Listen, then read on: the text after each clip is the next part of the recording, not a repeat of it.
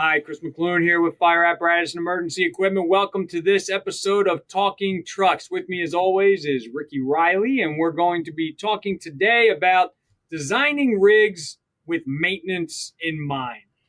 These days we talk a lot about the pre-engineering or pre-construction conference, how important it is to get everything just right in your spec at that point, because if you make changes down the road now, it's either going to send your truck to the back of the line or potentially, or it's going to add cost. And we don't, so we're really trying to get everything as squared away as possible by the pre-engineering conference. But one thing that sometimes gets overlooked or, it gets overshadowed by that is the maintenance end of this. We can't design trucks that are not serviceable. When we do that, they're out of service longer. Where the goal of any good maintenance department is going to be to get the trucks in and out as quickly as possible, to keep the fleet as new as possible on the front line, and to keep those trucks in service more than not. They don't want to have it out of service too long because they got to get the shortest guy in the back, who can actually, or the guy, the thinnest, the skinniest guy who can get his arm all the way around here and actually reach whatever part it is, they're trying to do, because they didn't think ahead enough, to put that part in a decent spot. So, we don't want to design a truck that cannot be maintained. So before we get into, I guess, some specifics, you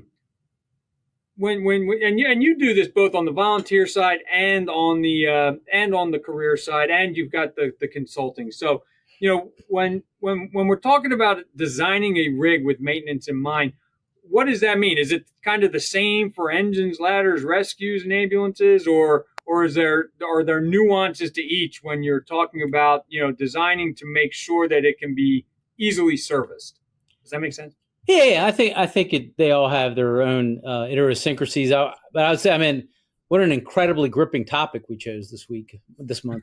Just who doesn't want to talk about maintenance, man? It's just, but it's a big part. Yeah, in my daily life, that is what we talk about all the time. Or, as firefighters out in the stations and stuff like that, it's imperative for them to do maintenance on the rigs also. I think it's a lost art form.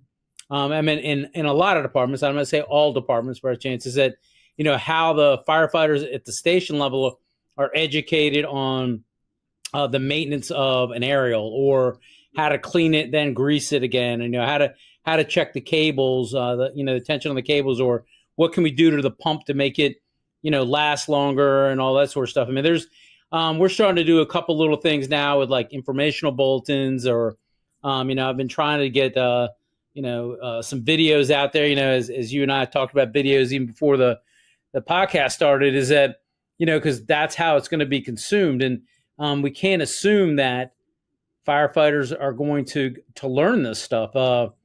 I went back here recently and retook a pumps class that I took whatever decade that was. So I'm not going to date myself too bad. But I said, hey, let me go back and see what's going on in, pumps, how it's being taught, the information that's being sent to our firefighters and that are out in the field. And I sat in a class with, like 27 career firefighters while they're taking this pumps class. And to say I was appalled or flabbergasted at the lack of, how they're taught to understand what's going on with the fire pump, how it operates. There is nothing about maintenance.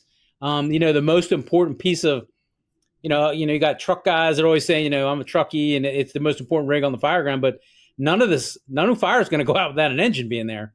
So, if you haven't checked that pump out and taken care of it, and, all the valves work, they're properly greased, they're properly lubed, the pressure governor's working, the transducer is operating correctly, your intake relief valve is operating correctly, and this is all stuff that, are you as a firefighter, as a driver, operator, as a technician, do you understand it, and are you checking it out? And look, it was very difficult for me to digest that, and this was before pre-social media, pre-TikTok, pre-Instagram.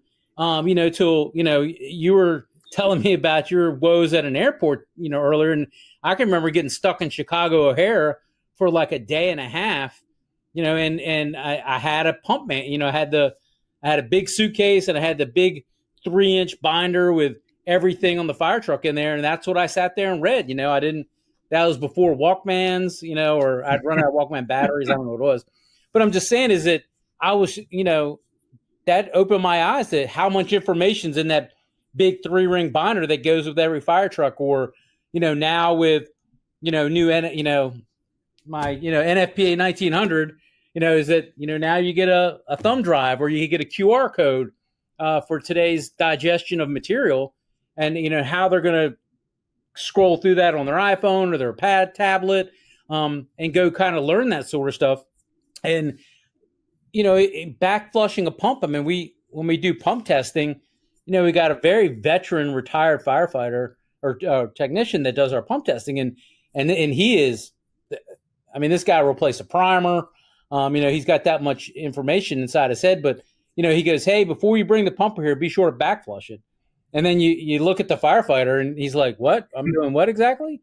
And it just, you'd be astonished at how much good information that's out there and it's not getting to our firefighters. And once again, I blame the training programs for that. And I blame myself because, for my own department, as I see the gap is that, how do I make that digestible for the firefighter that's driving today? I could have somebody that's very highly technical, or I could have somebody that's very mechanical. We got to find the go-between is that, hey, this is how you back flush a pump. This is how you grease the valves. This is how you lube the valves. This is how you check that the pressure governor is actually operating. The transducer is probably, operating correctly. This is how you check to make sure the intake relief valve. And these are all maintenance items. This isn't rocket science. This isn't like the pump's broken. You got to bring it in to the shop to get it fixed. This is all stuff that is all manageable at the fire level. And I know we're talking about fire trucks. And I know I'm on my soapbox, but I really think that the training that we're giving firefighters today is lacking because we're teaching to a certification rather than giving them the information they need to get them, educated and get them in the field and operating. Is that, how do we do that? It can't be, I have gray hair, so I don't want to say too much bad about gray hair people, where they teach the theory of pumping and and all that and the hydraulics and, believe me, man, the hydraulics is right here. If you need to know what the hydraulics are, it's on that thing right there. There's every hose manufacturer's got an app. Even the appliance manufacturer's got an app. It's on there. So you can figure that out, and you don't need to remember the 5-finger method or anything like that. It's all, and that's how they're going to digest that information. So, as we talk about apparatus, and I'll get off my soapbox, but I think that's important to understand that we need to better educate our firefighters. And I think that's even on us at Fire Apparatus Magazine, Chris, to give firefighters information on how to do some of that stuff. We're even to the point now where we put out a bulletin about taking, the 45-degree elbows off every month and putting, this waterless lube on there so the electrolysis doesn't, freeze the 45 on there. And of course, it wasn't like a month later, we're sending a pumper in to get checked and everything's frozen solid. We're twisting, heating, to get this stuff off. And, it's just an education piece, but it's all a maintenance item. So, I have a pumper out of service because we couldn't pump test it because we couldn't get the elbows and everything off. And we ended up twisting the pipe and doing damage to a valve. And so, that's a maintenance item. And that's a maintenance item that a firefighter that is not a mechanic can do. And there's not tens and hundreds, but there's 10 or 20 different things that, firefighters can do for that. And then as a builder, as a spec of fire apparatus or, the person that, designs that fire apparatus, it's incumbent upon us to also help out also, because the mechanics, they have a whole different set of problems. I looked, doing some homework for the class today, I kind of said, hey, let me bring up my spec of my last pumper that I built. So I went through my spec and I looked at all the stuff that, that we have in there, and a lot of it, and I know that, Nick and Wynn, they talk a lot about specifications and how important that long specification is. And, and I look at mine and I go, yeah, I don't even have a lot of that stuff spelled out, because we deal with one manufacturer and our manufacturer knows what we want. But, if you have a bunch of different manufacturers, you can't expect, manufacturer A to know every idiosyncrasy that I want. So it's got to be spelled out in the specification. And I certainly have a couple things here about maintenance that I think is going to help us. I think the number one thing that we wrote in ours was, and it costs money.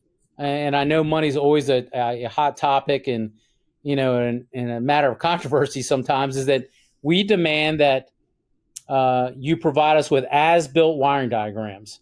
So as opposed to a generic set of prints that a mechanic is going to be looking at.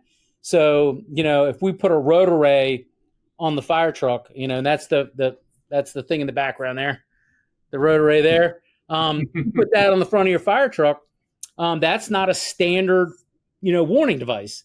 So the manufacturer has to run a special wire. If you're doing relay logic, you got to go back and do all that. And if you're doing, multiplexing, all that has to be put in there. So we demand that if you wire the truck with this road array, or you put this special beam on, or this special light, that we know every wire where it goes, so we can track it down when the light isn't working correctly. So I can't tell you how many days I go out in the shop and see these mechanics looking at, an older fire truck and pre-Ricky, and looking through the generic specs. I cannot find this wire. I cannot find where it runs from. And, this light is shorting out, or this device is shorting out. And then, watch them go deal with a fire truck that has as-built wiring diagrams, and it has exactly where the wire is, what the wire number is, where the circuit breaker is, where the relay is, what power module is controlling it, and it gets fixed a lot quicker. So a lot of that stuff, is stuff that needs to be written to a specification, and how you diagnose it and all that is, through a laptop is important also. But that's that's not a Ricky thing. I just watch them do it.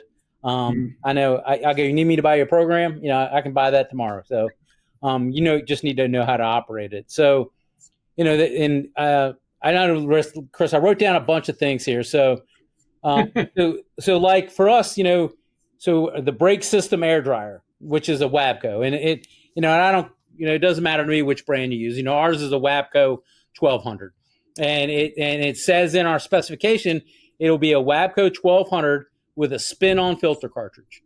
And so if you look underneath a fire truck now, it is just there's no space whatsoever. So and we've even run into this problem with trucks that have been under my tenure, where we get there and go, yeah, I don't think we can get this spin-off cartridge off. So in the specification, going back to Nick and Wynn and their friend Tom, is that you need to write that in the specification, is that, yeah, I need a Wabco 1200 with a spin-on filter cartridge, and it must be, the cartridge must be able to clear all obstructions to be serviced.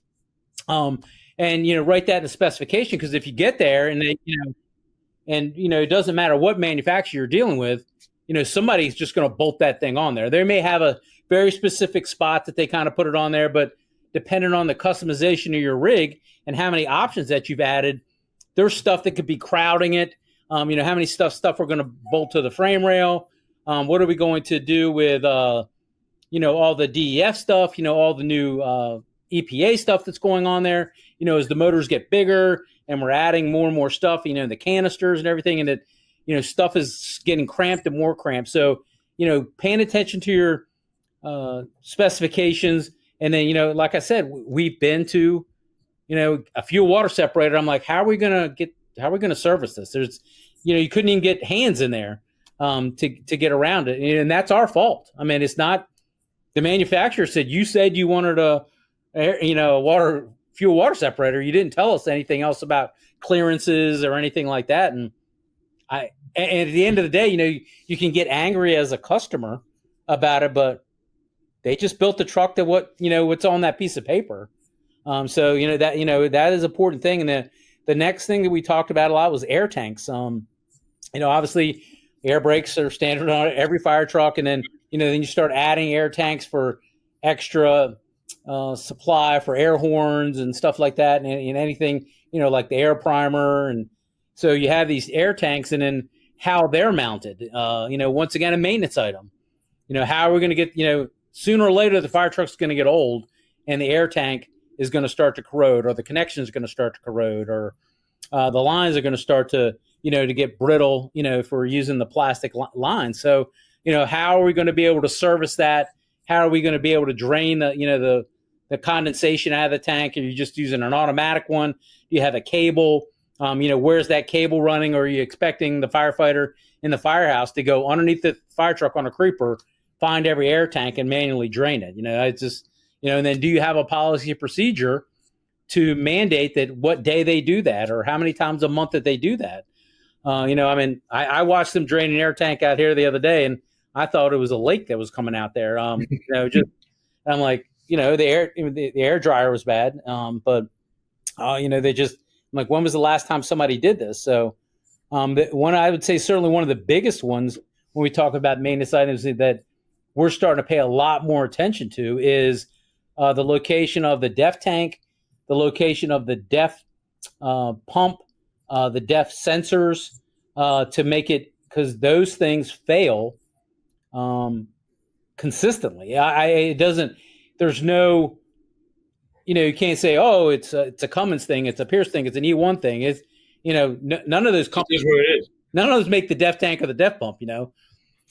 But where they mount them and how accessible they are is dependent upon the manufacturer and the person that's specifying the fire truck or going to buy the fire truck. And we talked about the stock units and everything like that earlier, and before we got on the show today, and that's a concern for me, is that I think I need to buy a stock truck to help fill some of the stop gaps in our fleet due to the production line, the protracted production delivery times. But is everything mounted the way I need it to be mounted to help our mechanics? Is it more important for me to have the truck, or is it more important for me to do the maintenance on the truck? And it's a very delicate balance. I mean, I need to have the truck in the firehouse and operating, but it could be out of service longer if we're not able to maintain it. Right. So there's so much, and I literally went down, on a component list. There's probably 1,000 things on there, and I went through every one, and we don't have enough time for that. So, but, obviously you can see my passion for it, because once again, here in our shop, it's 105 degrees, and the humidity is 100%. And, we don't have air conditioning. That's not a hit on anybody, but because there's not very many fire apparatus shops that are air conditioned, but our mechanics are underneath there working in this heat, and, a knuckle buster is going to drive them insane. So, thinking about them is important. It's, and how they're going to maintenance that rig. And you're talking about access to pumps, is that, that's one of the big things that we deal with, is that we deal with we specify a 45-inch pump panel. So that's, 45 inches from the leading edge to the back edge, between that 1 inch or 2 inch gap between the cab and the body. So we're stuffing a 1500 GPM pump. We're stuffing in 6 discharges just off the sides. Then you got 4 off the back. So you can only imagine the space that we have in a 45-inch pump house. So how we're able to access that is important. So, we spend the money to have access panels put on the driver's side. So, you have to take off the 45s. You have to line up the valves just right. The valve that goes right and left, and to pull the panel out. But it gives that mechanic a chance to get there right there at those positions. So that's a good spot to get the pressure transducer, the gauges, and all that sort of stuff. And then we looked at when we tilt our cab. Obviously that requires a lot of structure for the pump house. There's different manufacturers that have different structures there, and our particular one kind of limits us on how we're able to access that pumping. But I mean, there's for instance, like E1s is, man, you lift that thing and it's like a landscape. I mean, the guys like working on it's big and wide and open, and then we put an access panel on the officer side, and then an access panel on top, and that's all to help the maintenance portion of it. The less time, the easier that it is to fix, the quicker it can get back in service. And I don't think there's a fire department today that doesn't need that or demand that, regardless if you're a one station department with 2 trucks, or you're LA City, New York, Washington, D.C., Atlanta, Houston. Everybody needs their trucks in and out as quickly as possible. And having the truck maintenanceable, I don't even know if that's a word. But we're going to create it. We're going to copyright it to Fire Apparatus. Maintenanceable. And then, because the mechanics definitely have to have their say in it. It's, hey, as a firefighter, I want 2 discharges here, and I want 1 LDH here, and I want 4 off the rear, blah, blah. All right, thank you. That we got it. We'll have them there. How we position the valves, how we position the piping, how we provide access is obviously a portion for the mechanic to have their say, and to be able to spend money as an option for them to be able to access that. You think when I think of options, I always think of what is an option that is going to operationally benefit the apparatus.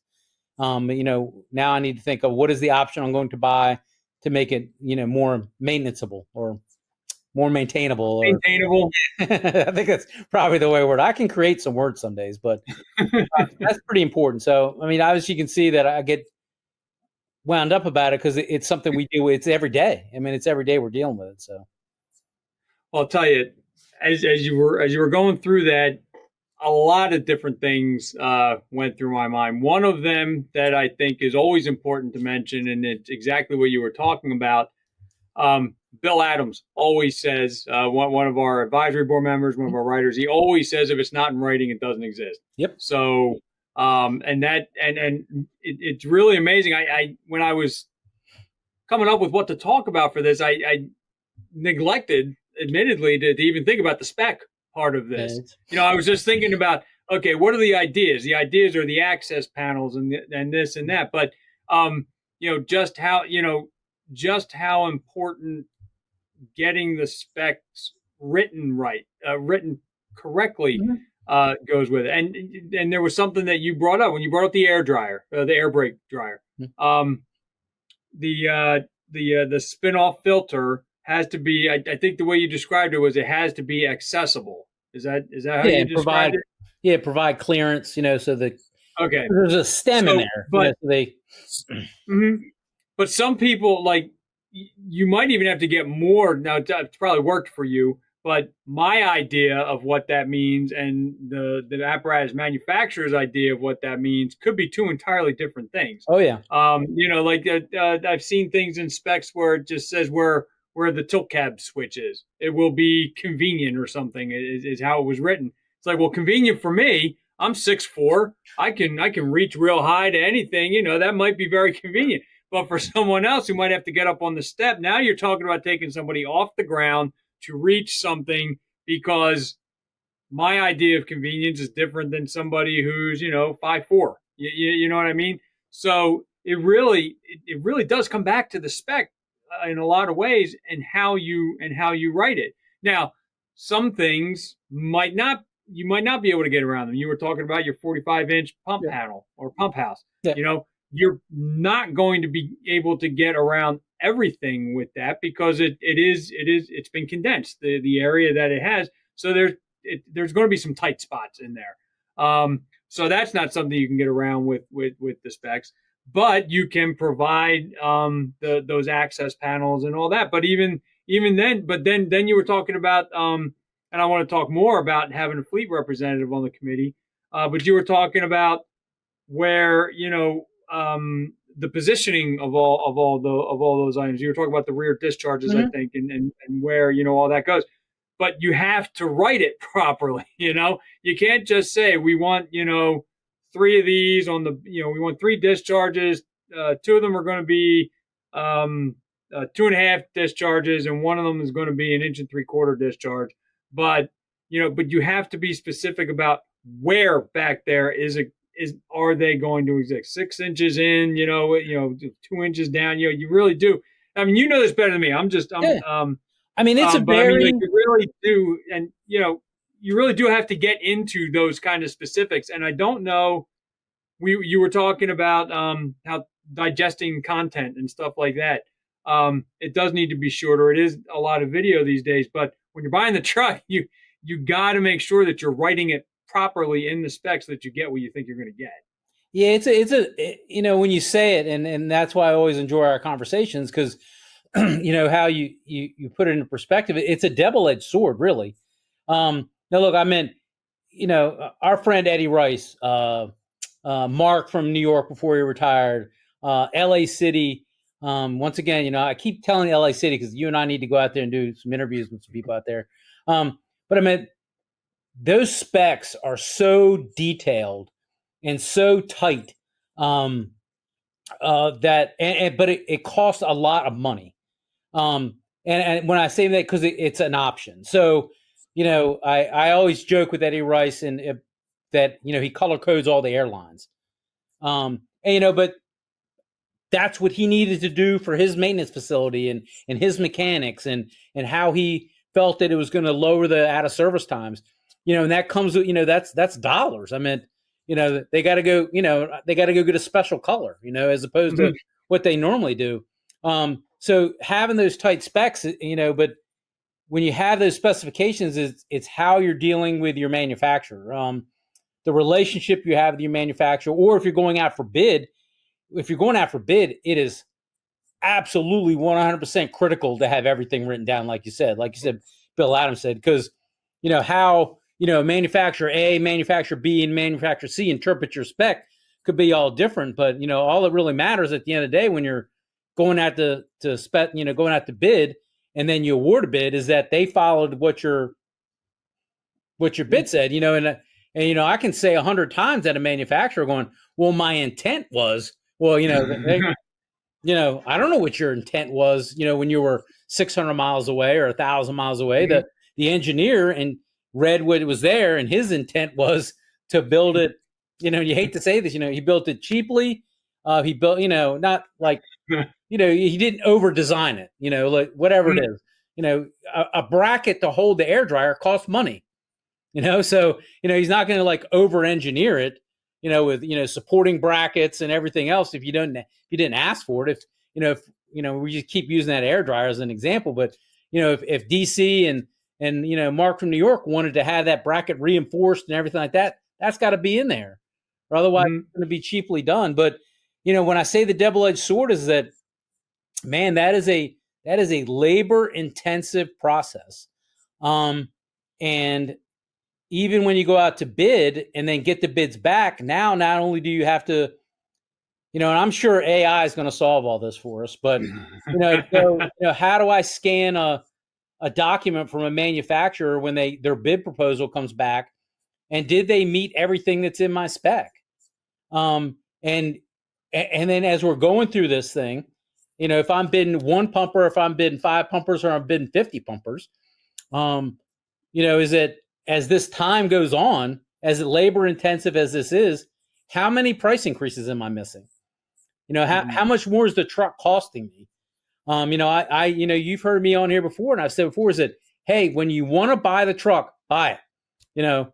That goes, and that's counterintuitive to what we're talking about, is that I'm saying buy the truck, get the truck on order, and then we're going to make all these changes. But that's a different thought process, as opposed to the Eddie Rice way of, it's perfectly outlined in the specification, everything I want to do, and then I'm going to go back through it. And as opposed to for us, I go, just order the truck, our spec.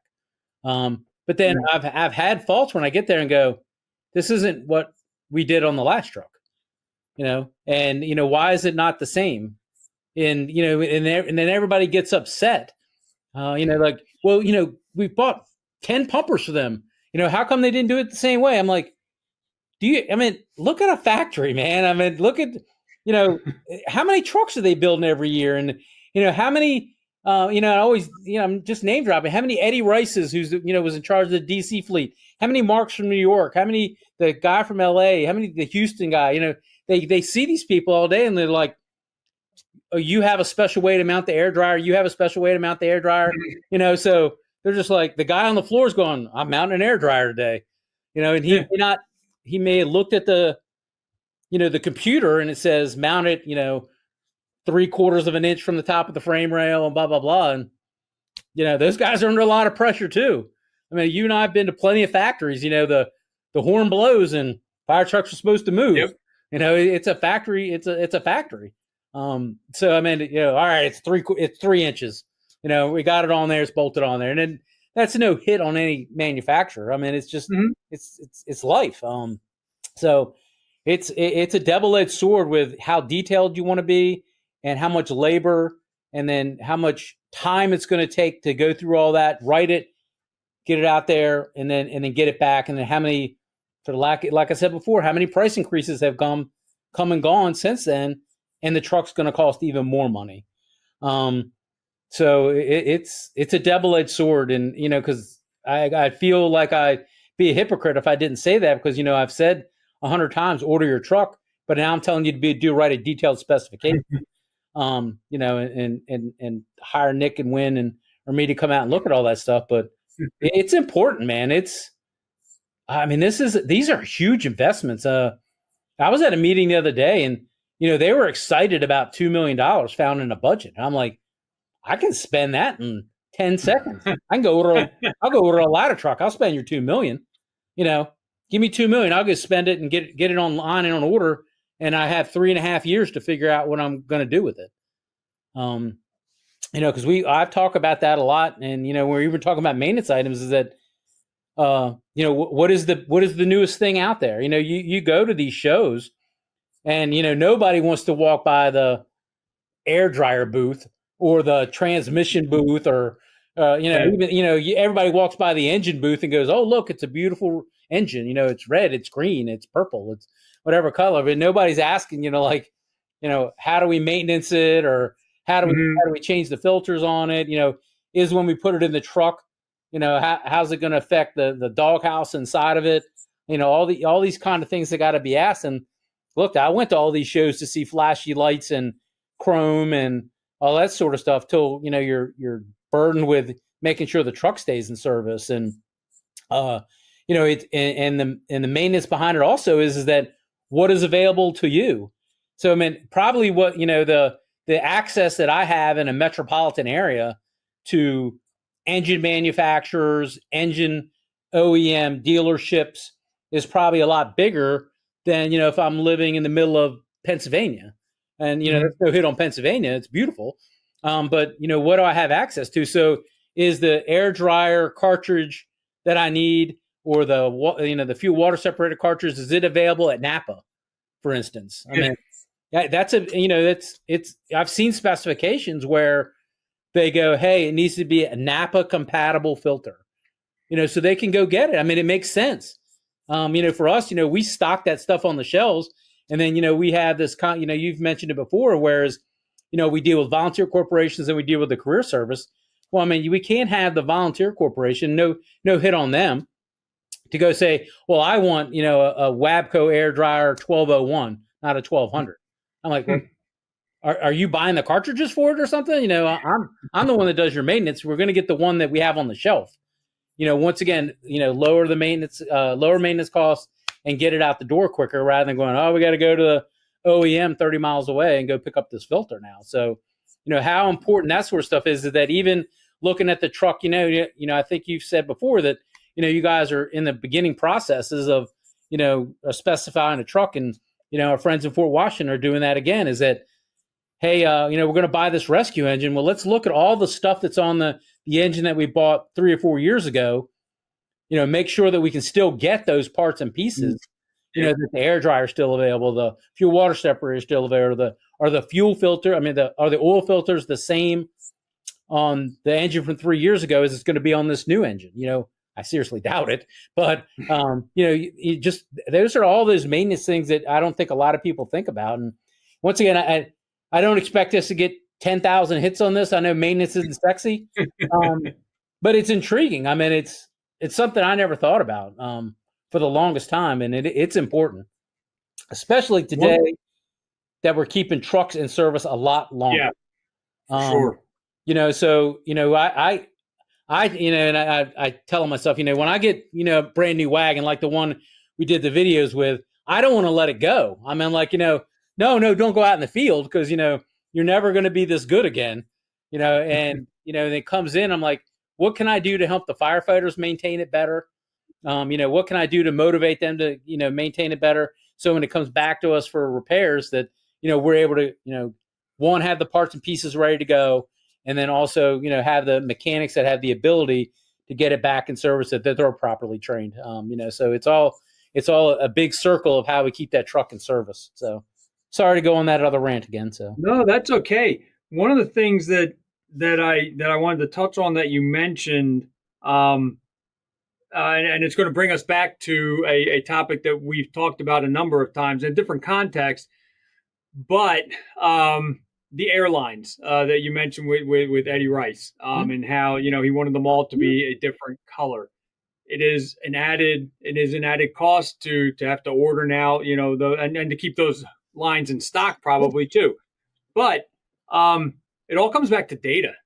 That extra expense, if you can justify that, since we switched to changing to having specific colors for each line, that it has reduced our out of service time for these rigs and reduced the cost of labor, or reduced the cost of parts somehow. If you have the data to substantiate all that stuff, you'll be able to do it easier. Rather, when you go to your boss and say, yeah, I want the rainbow here. I want every color of the rainbow for my airlines.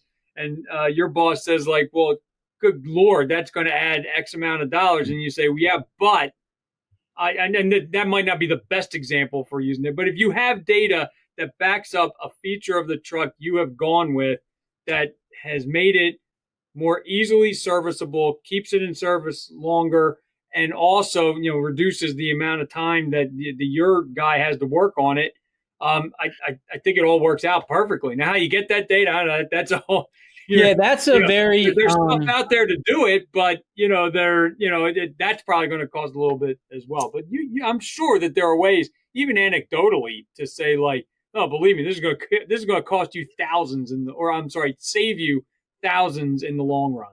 Yeah, I mean, it's very, obviously with the fire service today being very data driven, so that's kind of pushed down to me by some of my bosses, which is a good thing. I mean, is that, hey, we need data. And I'm like, I don't know how to capture that for you.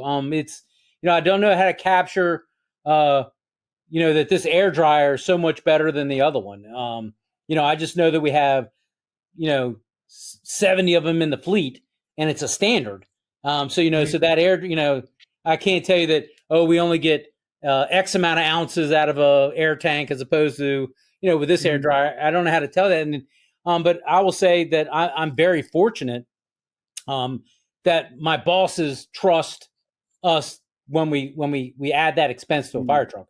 And that comes from, once again, getting out of my office, and my garage supervisor getting out of his office.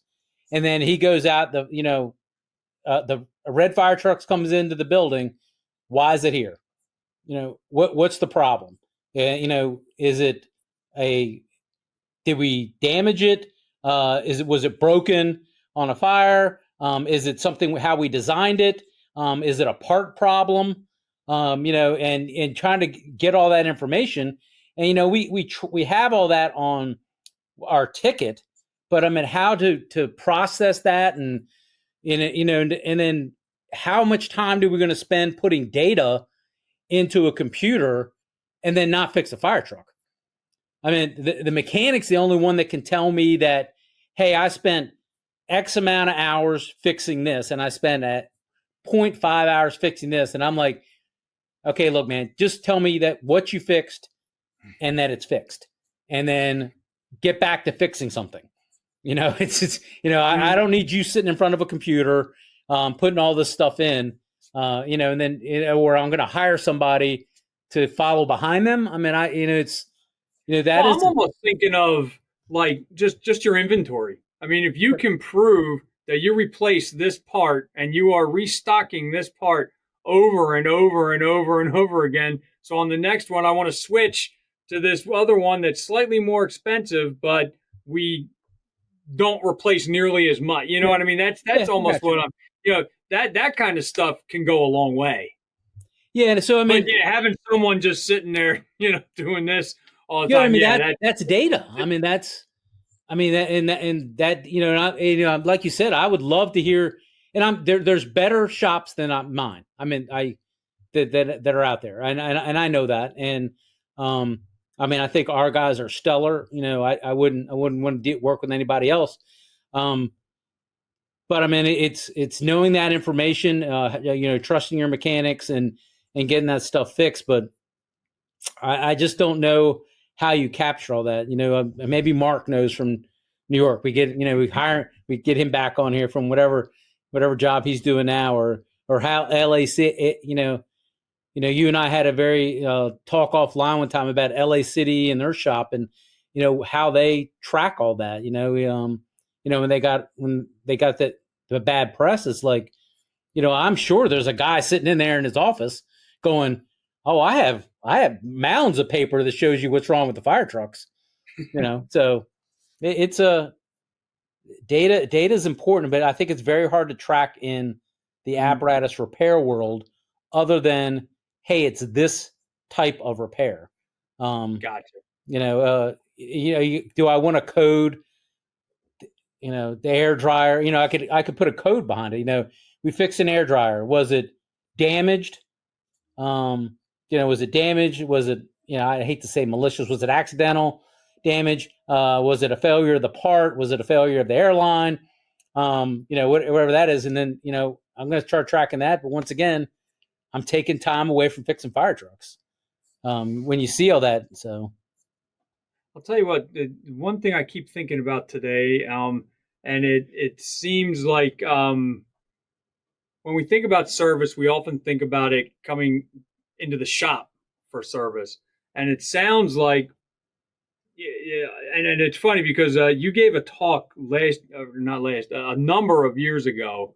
It was one of the FDSOA events. Yeah. And you talked about empowering. You were talking about design. Yep. And you were talking about making sure that the firefighters were involved, because that empowers them to be involved in the specification process. The guys, the boots on the ground, make sure you have them in there, because they're the ones who are going to be riding on these things all the time. But through this, it almost seems like a big part of keeping a rig out of service. And, we're talking about designing for serviceability, but this is actually part of it.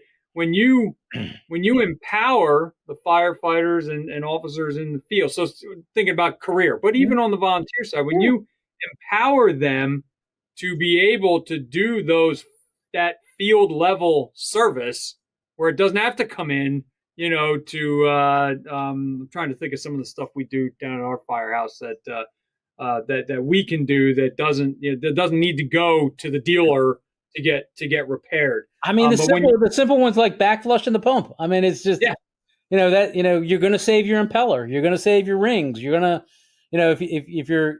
when you got a dirty hydrant. I mean, I was always taught from the first day I walked into Fairfax County, you open up a hydrant, you let it flow, and, you get clean water, and then you hook the hose up. But, some people, hey, it could be a bad fire. Fire always gets a vote. I need to hook up and go right now, or I'm drafting, or, whatever it is. Or, did you check to make sure the screen is in the side suction tube, in the morning? I mean, I didn't check that every morning. I mean, I would, kind of look in there, because if we're gonna take any kind of debris or anything, and if we don't have a screen in there, it's going to go right into the pump. I mean, it's just so there's lots of things that we can do to at the station level to and once again we have to educate the firefighters. Why do you have to back flush a pump, or why do you need to check the screens? And if we don't have it on a checklist or a policy, a procedure, or an iPad, to get them through that, then we're at fault. So it's the education piece is an extremely important part, because you have really great pump operators that want to be great pump operators, and then you just got people that are doing it. It's just something else to do, or they're mandated to do it by their department or something like that. But so there's the wide spectrum. Once again, is I think I'm about to put you back on another soapbox. No, Jesus. Well, because we just did this. It'll be coming out in another month. Technology and fire apparatus. And I asked you and Bill in the FA viewpoints. I just kind of threw it out there. What's your opinion on technology and fire apparatus? But one of the things that you got into in yours, I'm not going to give it all away, but we can talk a little bit about it here, is about the serviceability of those technology items, whatever they are. It could be something like you were just talking about with writing in the spec about the wiring diagram, or in this case, when we talk about technology, something about the multiplex connectors or something. I don't know. But just talk a little bit about technology and its impact on serviceability. I mean, it all looks phenomenal. So when your salesman sells it to you, or you're reading an ad in fire apparatus, all that technology looks like it's going to solve all your problems. And when I look at it, I'm like, oh man, we got to get this, man. It's going to be the bee's knees. It's going to, it's got a heads up display and blah, blah, whatever it is. It's going to solve our problems. And then you get it in and, then it really doesn't solve all your problems. And you really got to vet it. And then vet it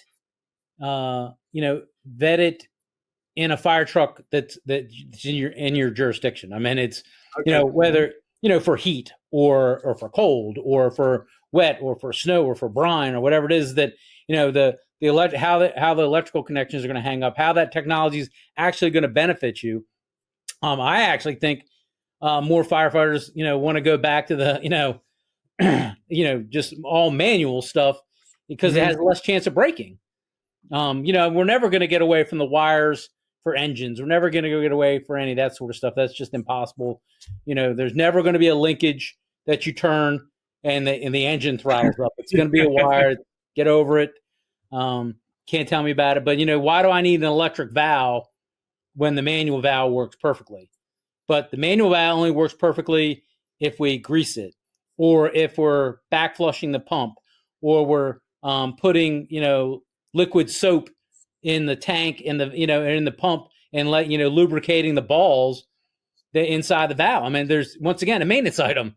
It goes back to simple. I mean, even in Florida, we had a day where it was the last Saturday every month. You took every nozzle off the rig and you put it in a bucket of soapy water and got all the grit that it picks up from the road. You got the teeth clean, you got the shutoff clean, you got all the swivels clean, and then you kind of put it back on the rig. I mean, well, that's the nozzle that's in the fire, that you're going to open up. But if the nozzle, if the gate at the pump panel doesn't work, because we haven't maintained it, you can't just go, oh, I just drive it, and every 6 months I take it to the shop and they take care of it. I mean, that is your lifeline as a firefighter, is that making sure that gate opens, and that making sure your pressure governor works, and making sure all those pieces work on your rig. But if we don't maintain them, they're gonna fail. I mean, and the bad part is you don't want it to fail on a fire, because then we failed. Not only we failed ourselves, we failed the public, and damaged more property and stuff like that. So these are very complicated pieces of machinery. The technology that's even in your motor and transmission is absolutely phenomenal to watch how it operates, and the technology and the training that your mechanics, whether you're dealing with your for like you, I mean, you put on here. So, well, like, if your fire truck at your firehouse breaks, Chris, where do you go? Where do you take it? The dealer. The dealer. So whatever that dealer is, and we are going to balk at their hourly rate. And I balk at the hourly rate of my dealer also. So don't get me wrong. It's like, but they have to get educated like we do education in the fire service. So I mean, we send all our firefighters to FDIC to learn how to force doors, throw ground ladders, how to position everything, and then how much of that education we give into our mechanics to learn the new technology that's coming out with a pump, or with the SAM, or with the new transmission, the new Cummins motors, or the new pump pressure gauges that are coming out, all that technology that's out there. And how well it's going to work in your jurisdiction. There's stuff that will work great in my fire department that won't work great in Montana, or won't work great in Arizona or Texas, just because of their climate. So you got to, as much as we like to think that all our problems are the same, they're a lot different in a lot of different places. So they have to do a lot of things different than I do. I'm sure for a month my fire truck will work perfectly down there. Then after the heat or the cold or the salt water or something gets a hold of it, it may start failing because I've not diagnosed those problems or have data to show that this connector fails, or this module fails, or this technology fails because of the environment I'm in. That's all important stuff. But I think there's a lot of great things coming out with technology. I mean, my biggest one is maintenance technology. I mean, I don't think there's any reason why I should not be able to open my laptop, connect to my fire truck wirelessly, and find out why the check engine light's on. I should be able to, not have to plug into it. I should just be able to open my laptop and go, engine 101, and go, oh, it's got a check engine light. Oh, and it's low coolant. Okay. Hey, station 101. Easy fixed. Yeah. Just add some coolant. You'll be okay. Or hey, it's a depth pressure issue, or it's a, and then that way and there's some of that coming into our service.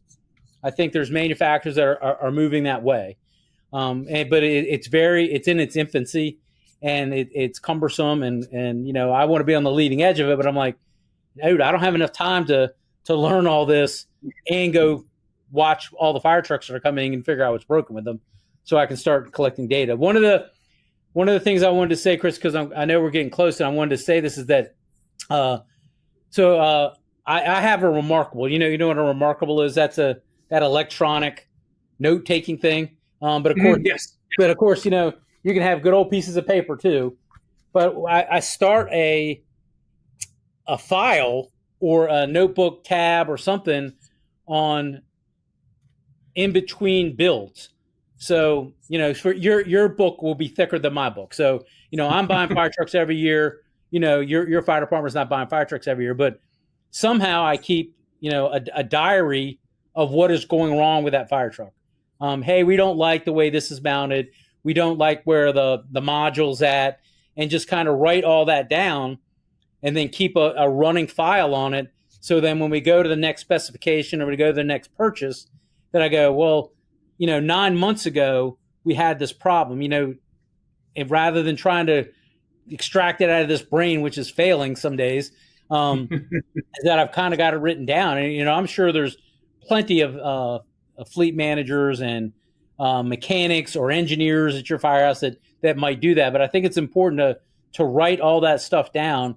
So when you go have that initial conversation, and we'll cover this obviously at next month when we talk about some of the pre-construction stuff, is that, having a list of things to go, these are all the things that went wrong with this fire truck. And as we know, even the fire truck from your fire truck, there's probably somebody at your firehouse, when that fire truck got delivered, something broke on it, and they're holding it against that manufacturer for the last 20 years, without ever telling that manufacturer that something broke. But, he's going to remind them of it. But, have a good educated list of things to go, hey, how can we address this? Is there some new design?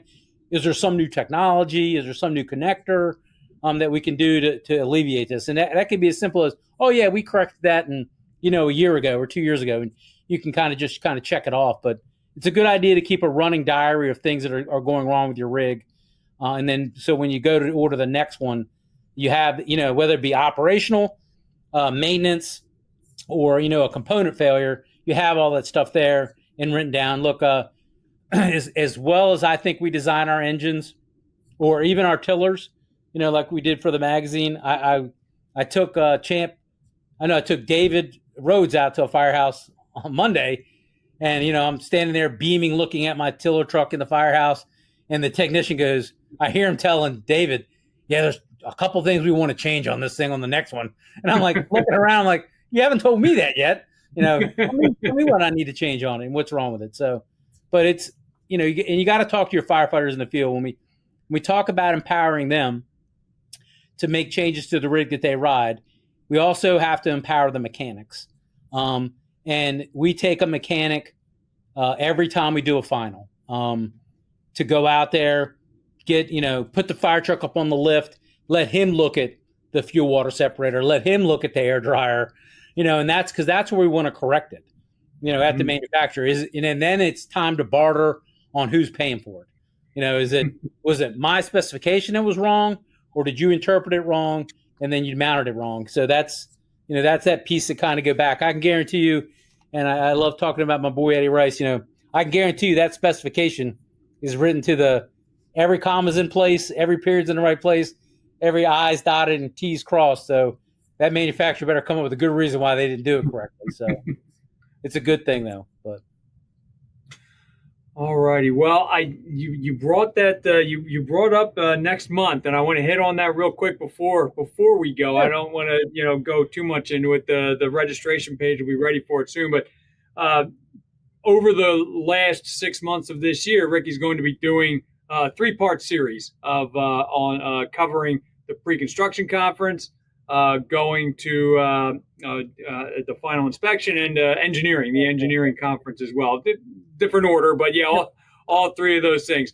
Next month, August, will be the will be the pre-construction meeting, and that will be a webcast. So be on the lookout for that. We'll be starting to promote that soon in our newsletter. But this will be a 3-part series. Will be August, October, and December. Mm-hmm. So don't go anywhere in December. Make sure you're around, and make sure you're going to be available to see it. But put all your vacation plans on hold, all the family, because Ricky's going to do a yeah, Ricky is speaking. Yeah, right. But make sure you look at that, and that'll be at fireapparatus.com/webcast. For our podcasts, they are all archived at www.fireapparatus.com/podcasts. And of course, if you have an idea for this show, a topic we haven't hit on yet, make sure you let me know. Chris.mcloone@clarionevents.com. Also, if you just have an idea of a topic, or if you have a topic that we haven't covered on any of the podcasts, let us know. We've got a whole bunch of subject matter experts we can call on for that. So again, this has been Chris McClune along with Ricky Riley for this episode of Talking Trucks. Have a good one, everybody, and stay safe. Thanks again, Ricky. Okay, Chris. Thank you.